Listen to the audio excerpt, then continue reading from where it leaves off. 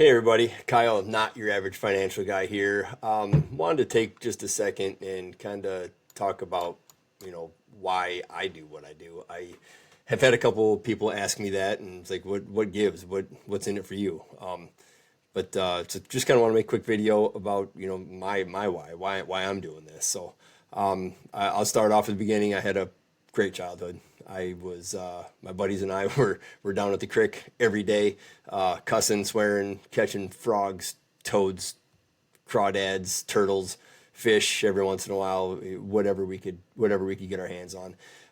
It was a couple blocks down to the creek, and then at the end of that long creek was a golf course. We'd go down and poke through people's yards that didn't want us in there, and go look for golf balls, bring them back, sell them at my mom's garage sale, and just had a great. That's basically what we did every day all summer long. So rode our bikes all over the place, always full of mud and skinned up knees, and just had a really good time. We would come back to my house, and all the neighborhood kids would come and play, kickball, baseball, football, spud, you name it. We were out just playing, having a great time. So I remember when I was little, my dad asked me, I don't know, I was probably 8, 10 years old, what kind of car are you gonna drive when you're old enough? And I'm like, a Corvette, duh. That was back in the 70s, that Stingray, Corvette, Batmobile looking just badass car that was what I was gonna drive. And he didn't dismiss it, and didn't laugh at me. He's like, well, okay, good. You better start saving your money though, because those are expensive. I'm like, oh, okay.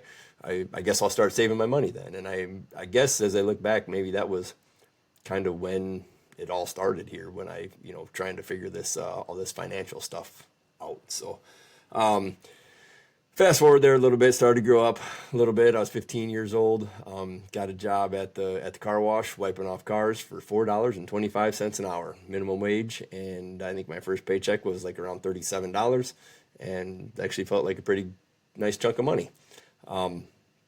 Didn't have much to spend it on back then. Good thing, because there wasn't much there. But part-time, after school, drying off cars when the weather was decent enough for it. But then on the weekends, a couple of busy Saturdays, we'd wash over 500 cars, and that's a hell of a workout when you're wiping off over 500 cars, and maybe you get a couple tips along the way and make a couple extra bucks. But good times. Then after that, summertime, graduated to the speaker manufacturing plant. It was, I don't know, probably half hour away from my hometown.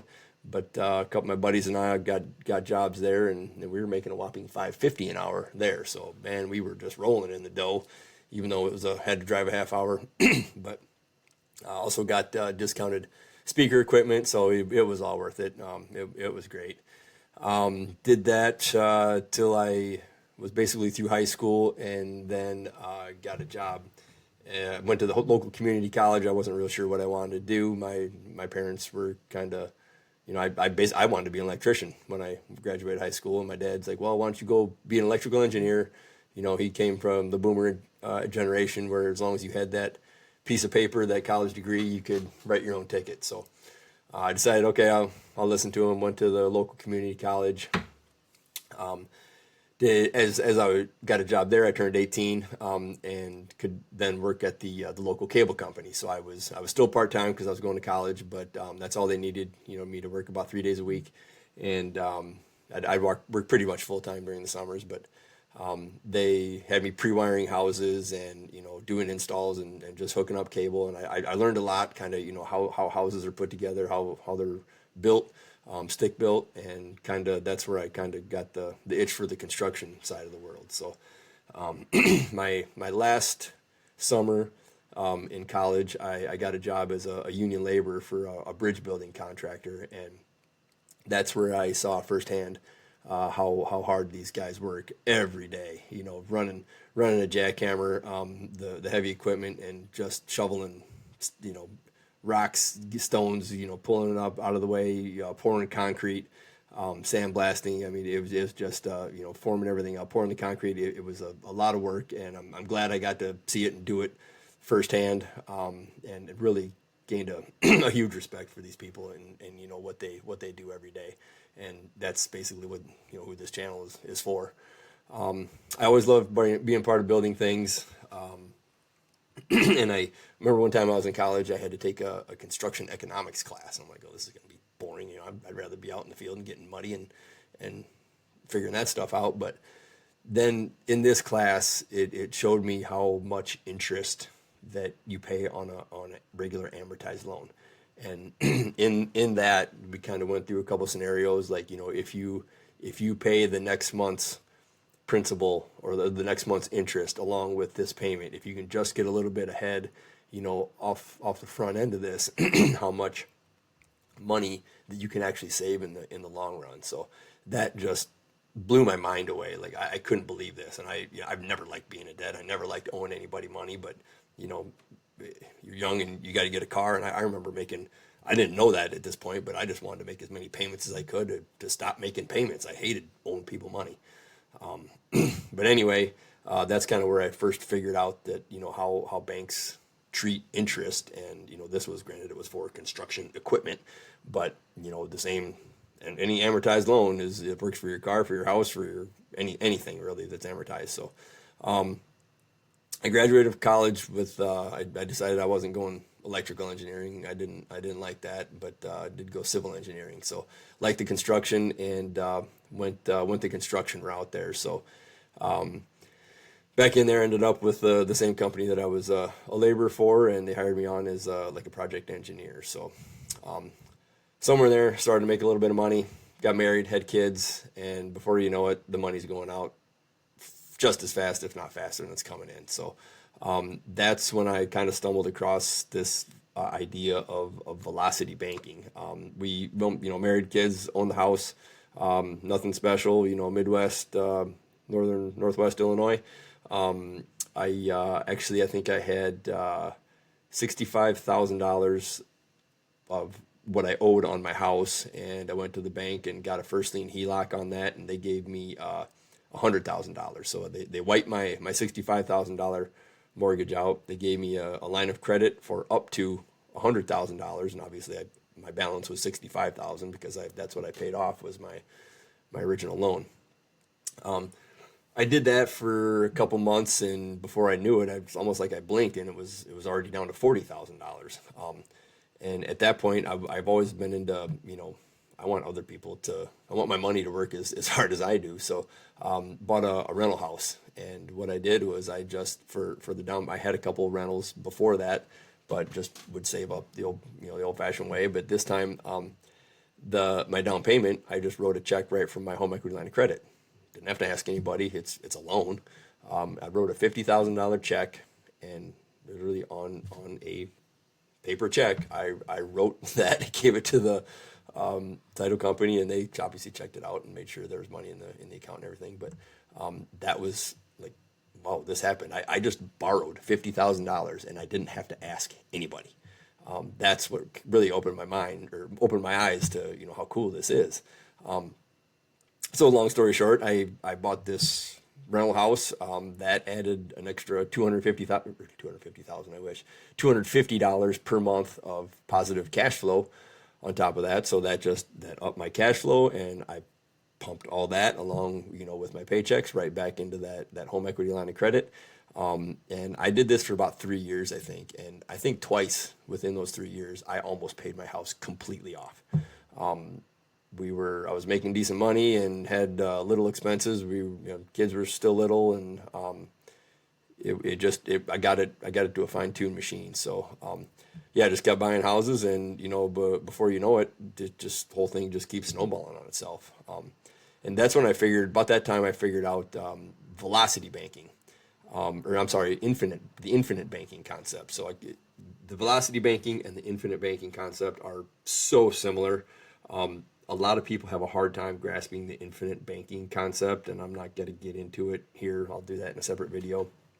But basically what that is you put money into a policy, and this policy is specially designed. You really just can't go down to any insurance guy. They're not going to know what they're doing. The most insurance guys that I've known they're great guys. They're friends with everybody because they have to be, but they get so much commission on selling insurance. And in order to do this infinite banking policy, you basically strip all the insurance out of it, as much as you legally can. And then you're left with high cash value. And guess what doesn't pay commissions is low insurance amounts. That's where all your commissions are at. So your average your average insurance guy does not want to sell that because he's not making, or she's not making much of anything on the commissions on that side of it. So really got into it and found a good person, got that rolling. I started putting into that, I've got this cash flow coming in from work, from the rentals, and I started funding this policy. I actually, I don't remember what it was. I think I started funding, it's about $20,000 a year that I was throwing into this policy.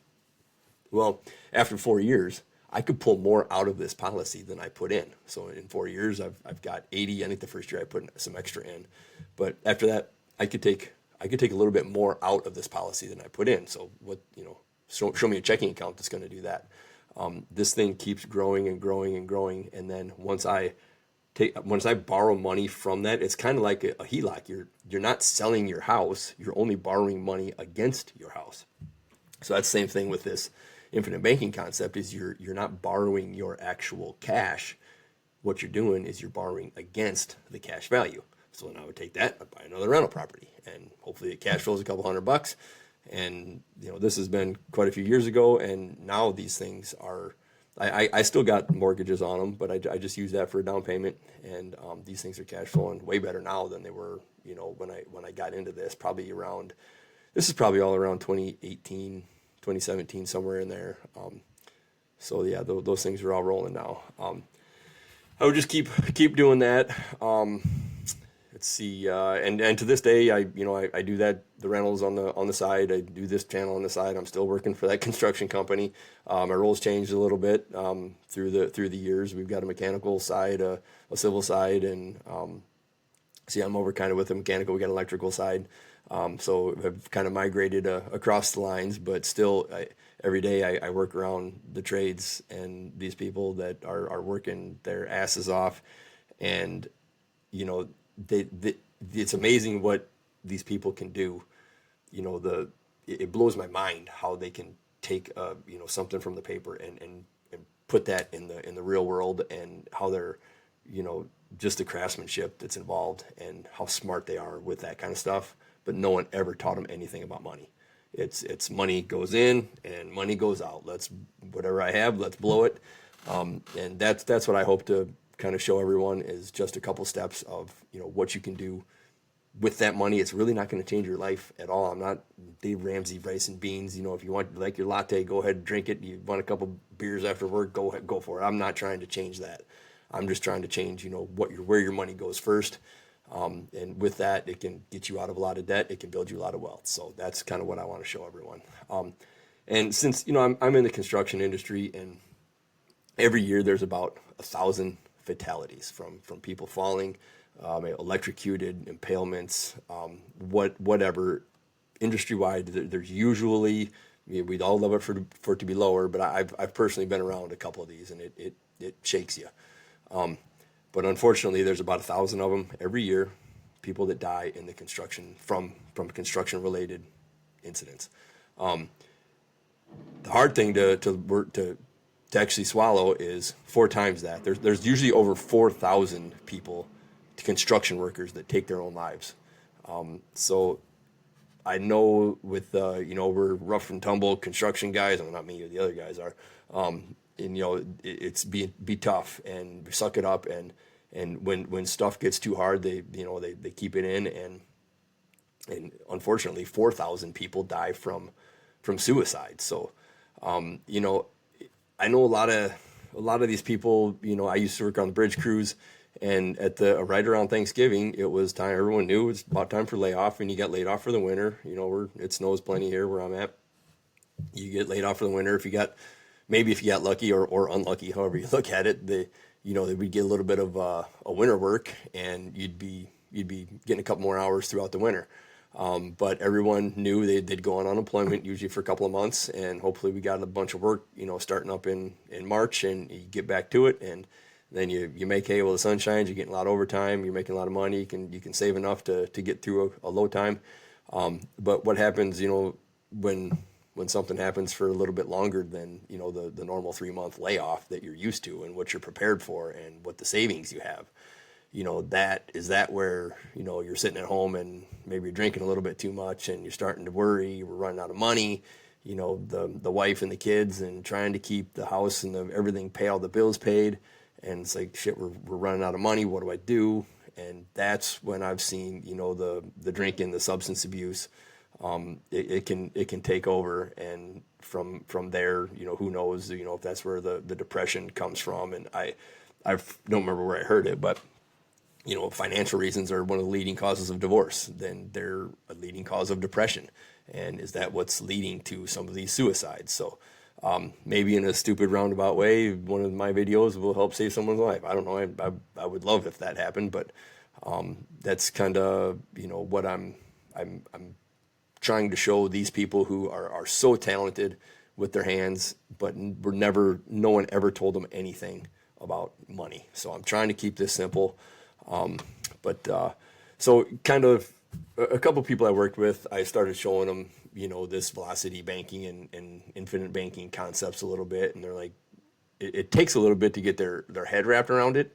So I hope I'm laying this stuff out simple enough. I'm trying to do it in a couple different ways, but hopefully, you know, what I did, I would show one person, I'd go through all this and, you know, show them how to do it. And then he would tell someone else I worked with, like, hey, you got to go talk to Kyle. He's got this way. It's like awesome.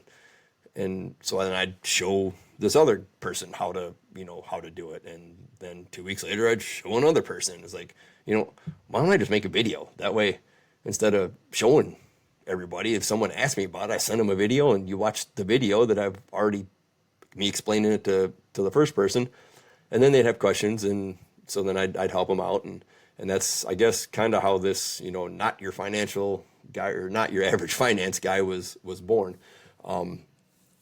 So just kind of started to making some videos, and it's like, well, if I'm just passing these, sending them, I was literally just emailing them to people.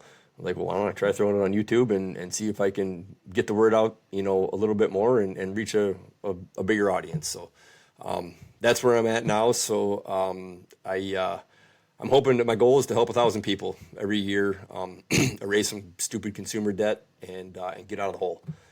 Life is so much better when you're not a slave to the banks and you're not worried about, you know, how you're going to make this next payment. And I've seen bills of, you know, just stacked up of how are these people? There's no way they're paying all these bills. It's just to shuffle and to try to borrow from here to pay this, to, you know, it's just a constant magic trick to try to keep afloat. And let's stop that. I got a pretty simple way. Hopefully you follow me and, you know, sit back, relax, and, you know, who knows, maybe you can actually enjoy a layoff when you're not broke and in debt and not have to worry about how you're paying all the bills. You can actually sit back, relax, and hang out with your family, have a good time. You know, maybe even go on a vacation and get you're set financially. So that's what I'm aiming to help, and hopefully I can do that. Please comment and let me know if you've got any questions. I'd love to make another video for you, and hopefully I can help, you know, 20, 30 people out with the same question you have. So, all right, good night, and happy investing.